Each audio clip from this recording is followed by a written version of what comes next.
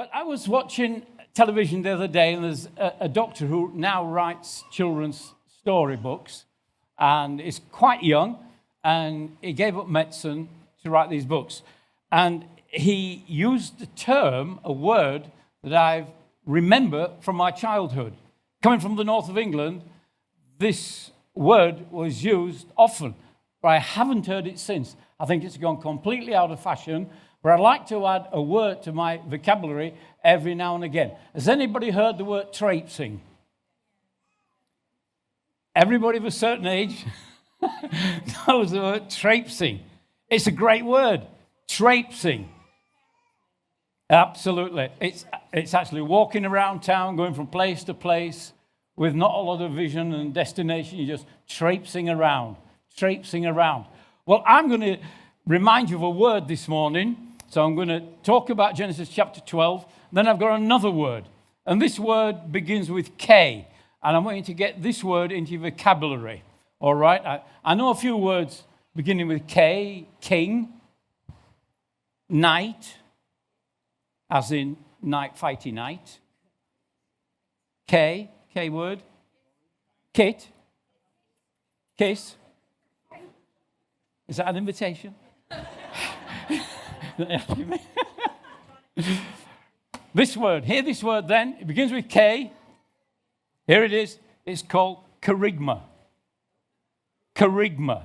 Say it quietly to yourself, because you need to learn this word. Kerygma.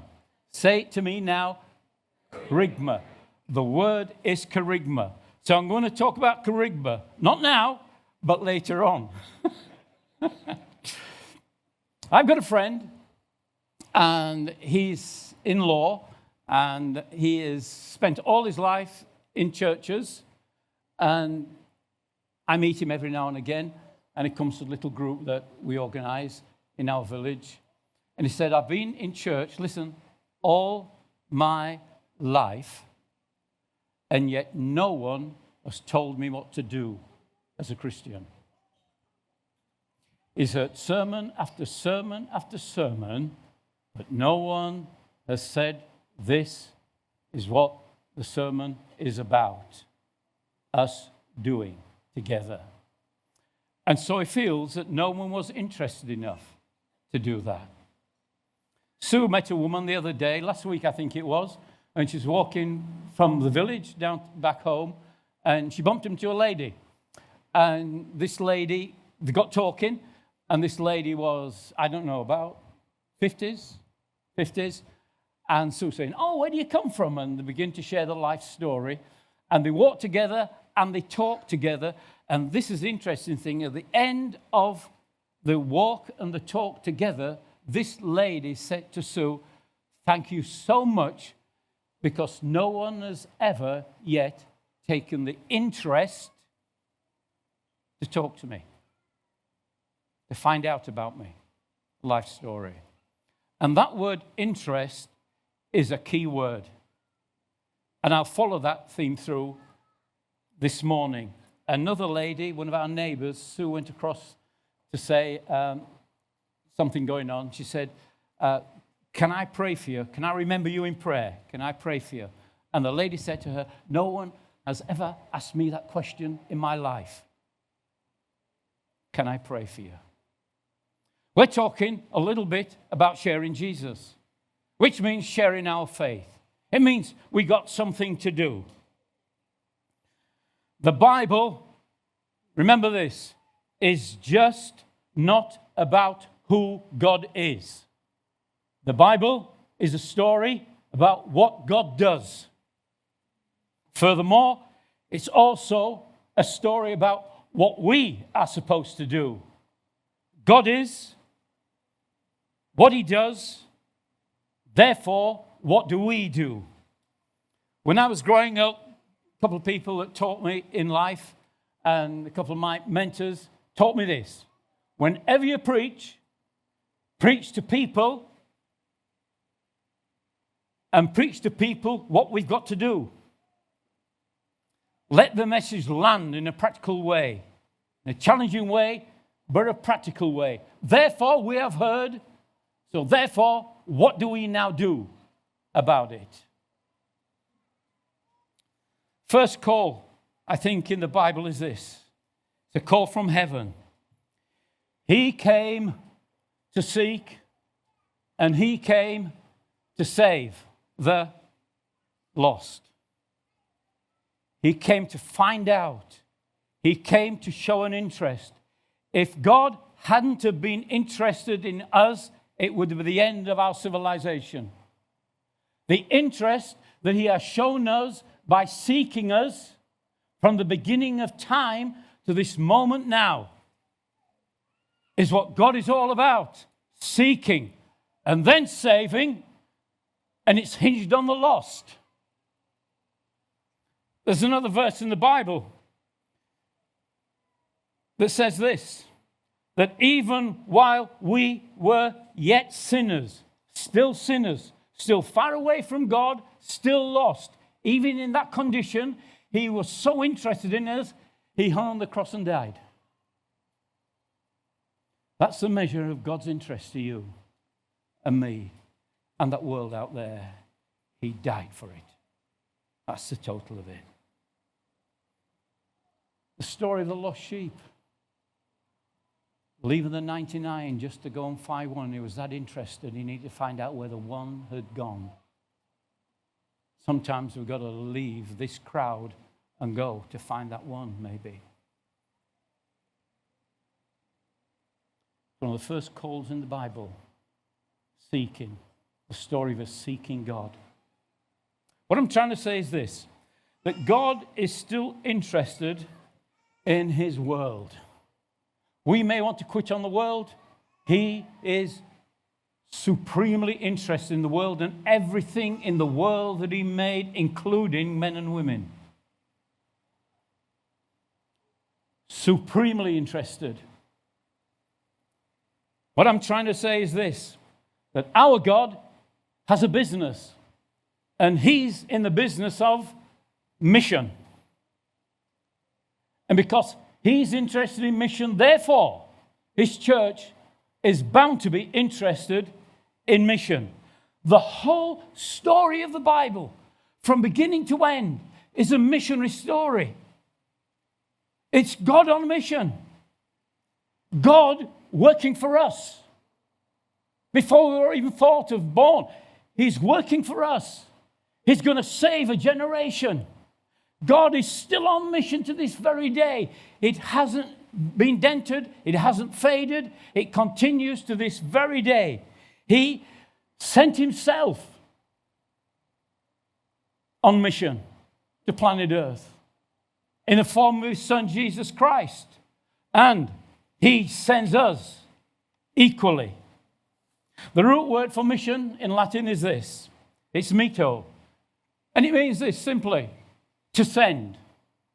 When we talk about mission, it means sending. Doesn't mean coming. It means sending.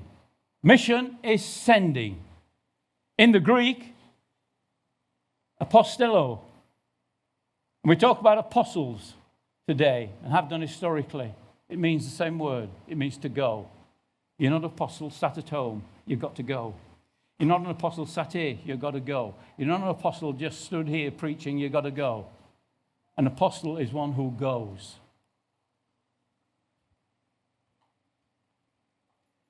If there's any plumbers here today, how would you know that they were a plumber? Now, I'm looking for a plumber at the moment. This is why I'm going on this one. You know a plumber because he plumbs, don't you? You know a teacher, there's any teachers here, because they teach. You know a boxer because they box. You know a runner because they... Exactly. There are 100 and some people here, and we're all on mission. Why do I know that you're on mission? Because you mission. It's not difficult to understand. We are who we are. We are who God has made us to be. We are people of the mission, people of the way, people of the mission. And when God says go to us, he means go on mission. And this story in Genesis begins exactly with that theme in mind. And this passage is as relevant today as it was when it was written. And the theme of it goes through the whole of the Bible. This is God on mission, beginning in the first book. The Lord had said to Abram, go. Go from your country, go from your people and your father's household, and to a land that I'm going to show you. And listen to this. I will make you, Abram, into this one man, into a great nation. And I will bless you. And I will make your name great throughout the earth. And you will be a blessing. And I will bless those that bless you. But I will curse those that curse you. And all the people of the earth will be blessed through you. So Abram went. From a pagan land, God, that probably he'd never heard of from before, spoke to him and says, leave everything you've got, everything you've built, everything you've made, everything you've done, and go. And you step into insecurity of going to a place that I will show you. You've never been to it before, but just go and I'll show you where it is. But furthermore, you're one man, and I have a plan for you. I'm going to make you a great, great, great nation. And not only that, I'm going to make you into a great nation for one purpose, for a purpose. And that is all the people on planet Earth will be blessed by you. And that word blessing is just amazing. Everyone will feel the fruit of your life. That you are blessed. That you will go. That I will provide for you. That you as a nation, you'll be prosperous. You'll be in abundance. All these things will come upon you, but it won't come upon you unless you go. And my blessing will not go with you unless you go. And when you go, you will know it. You will feel it. And right at the beginning here, God is showing that he's interested in one man, but more than one man, nation. But not just a nation, not just a Jewish nation, all the nations on planet Earth. And the ones that were enemies of the Jewish nation, and the ones that they didn't want the gospel to go to. All people, every nation, every tongue, every kind of person throughout the world, young, middle-aged, old age, antique, every certain, so long as they are breathing, I am sending you to them. And the nation that I build around you, this great nation, will also go. And that going means God is on mission to gather, to show the person of who God is, to call, to restore, to revive, to send, to bless, bless, bless, bless. This is the reason, Abraham, you're on planet Earth. And for a couple of 100 years, they did it. And then they forgot to do it. And they ended up in slavery. And they had to go in slavery so that God could release them and teach them the lessons they need to. You are my people. What are you doing in slavery? Why do I have to allow this to happen to you? And he sets them free through Moses. You know the story. Well, when he set them free and the gates dropped down, they all ran out and they all set off, 1,000,000 or so of them, and they're going. It's not just, go and enjoy yourself now, you're free. Go and get a life, live a life, you're free. It set its own people free to go on mission. There was a destination for them. All the people of the earth had to feel the effects of this great nation that God was raising up. Will you go? And they still wanted to go back to Egypt. And they die in the desert. So stubborn were they. Are we stubborn in our days? When God says go, why don't we just go?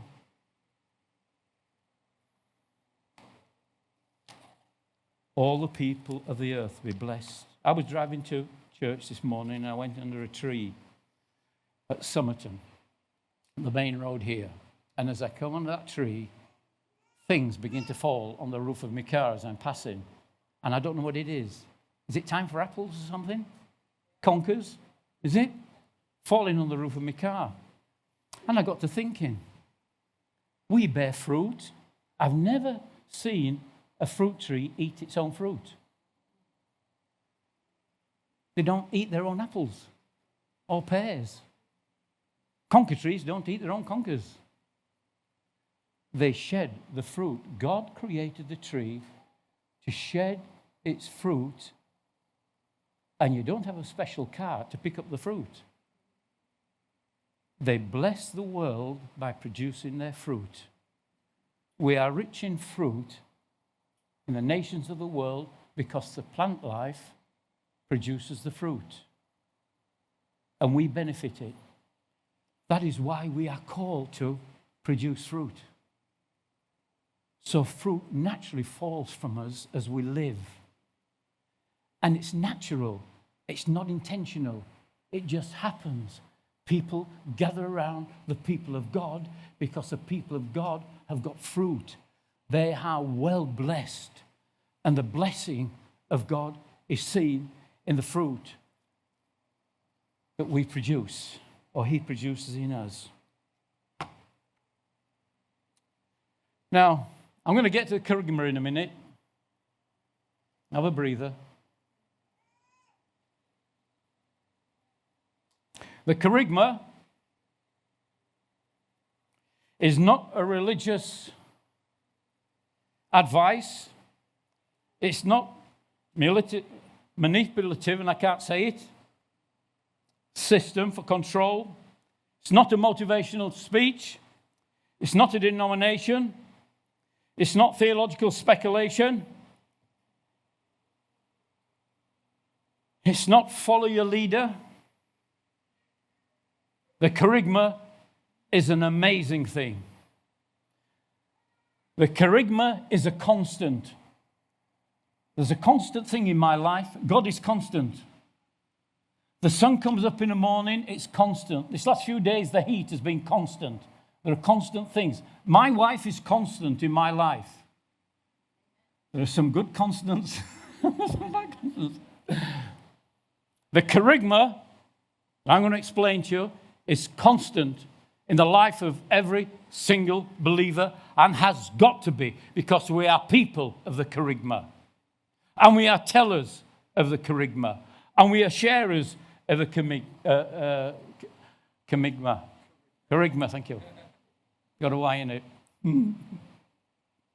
There are tablets for this. Yeah. I'll say, the meaning of the word Kerygma, which is Greek, means this. Simply, proclamation. And I'm going to contextualize that. Proclamation. And I'm going to show you that the whole of the gospel is about proclamation. And everything that's happened in our life, good and bad, is part of the proclamation. That Kerygma is a living, breathing, spirit-empowered, anointed, living, breathing goodness of God. That's the Kerygma. It's not what it is, theologically. It's who we are in the Kerygma that matters. Here it is. It's a declaration. The declaration that Jesus lived, died, rose again, and will return. That is the message of the Kerygma. And the message of the Kerygma is something that will call you, it will convict you, it will shape you, it will stir your life, it will compel us, it will envision us. And it's the blood that runs through our veins as born-again believers, spirit-filled believers. This Kerygma runs through our veins naturally. It offers in its entirety forgiveness to all who call upon the name of the Lord. Restoration for everyone who comes to faith. New life, eternal life, and the blessings of Almighty God are wrapped up in the Kerygma. The Kerygma is the power of God unto salvation. It's a blessing of the truth of the Kerygma.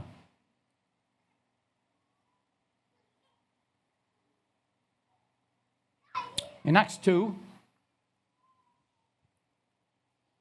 Jesus had gone to heaven. Disciples were with him. And as he watched him ascend, it was an amazing moment. And then they themselves didn't rise, but they had to be brought back down to earth. Why are you staring up to heaven? Why didn't you go and do now what he told you to do? Do you remember what Jesus told you to do? Go into the city. Go into Jerusalem. Go into the upper room and wait. I've got a gift for you. So they all went into the city. Just happens, it was a festival time. And there weren't just a few people in the city of Jerusalem. If you've been, you know what it's like. There were crowds of people. There are about 13, 14 different dialects and languages. They came from everywhere. They filled the whole of Jerusalem, and the streets are so narrow. And somewhere he told them to go and find an upper room. Go to that room.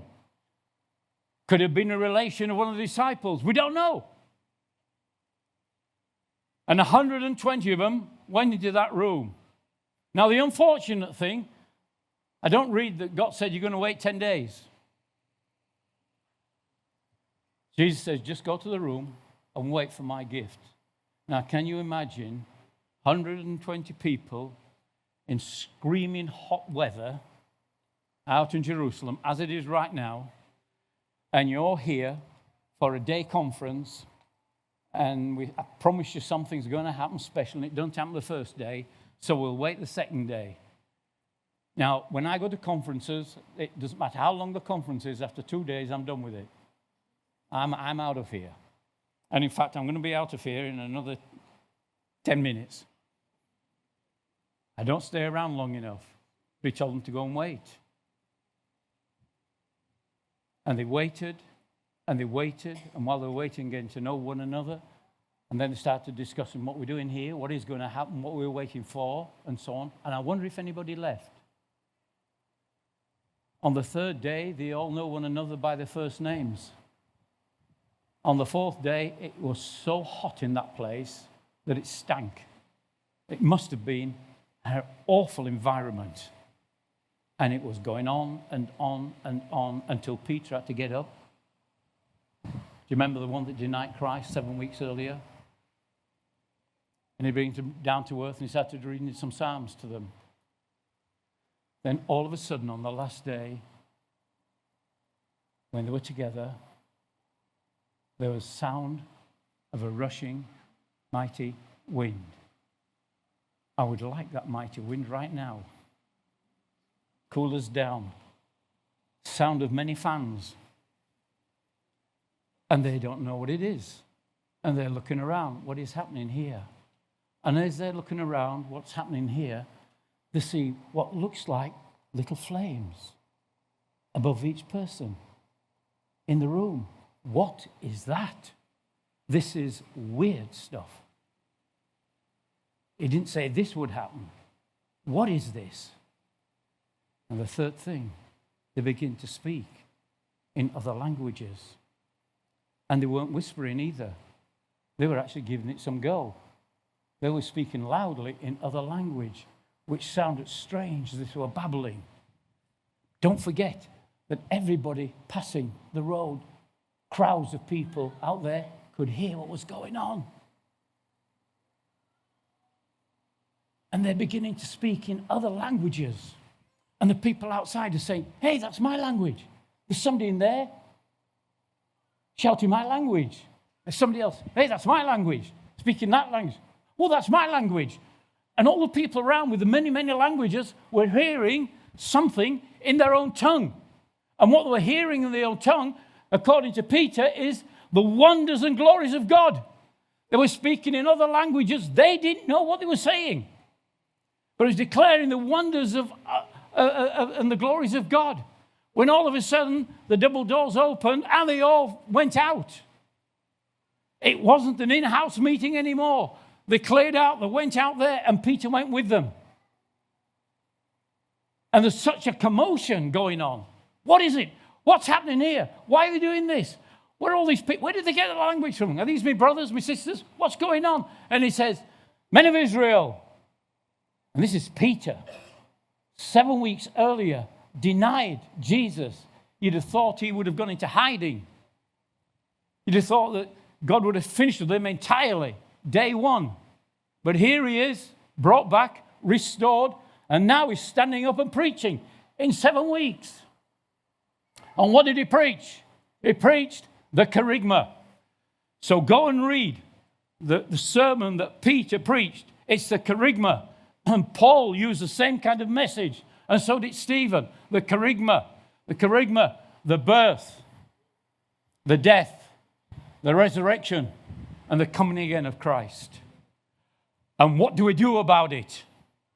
What do we do about it? And that day, 3,000 people came to faith. In an unbelieving society, 3,000 came to faith. Amazing. And that nucleus, those small churches, gathered together, lived such different lives because they believed in the Kerygma. And every event they talked about the Kerygma. But, as Francis of Assisi says, go and show everybody the gospel. And very occasionally use words. You are the Kerygma. I am the Kerygma. We're born of the Kerygma. The Kerygma is us. Wherever we go, we share the Kerygma by who we are in faith. And it's like the fruit falling from the tree. When it's time to fall, it falls. And it lands, goes to the ground, it finds somewhere. But it's for the whosoever. And we should have over the sign of our church, we may well have had it at some time. I'm not saying put one up. But I'm saying, you are now entering the mission field. We are his mission, the result of his mission. And we have now become his mission. And because we're his mission, he says, go. And leave the results to him. But go and live out the gospel of Jesus Christ, the birth, the death, the resurrection, and the coming again, which actually is a perfect copy of your life. You are called, you were born. You live on planet Earth. You will die. You will rise again. And you will come back. This new heaven and this new earth. The Kerygma is who you are. Amen.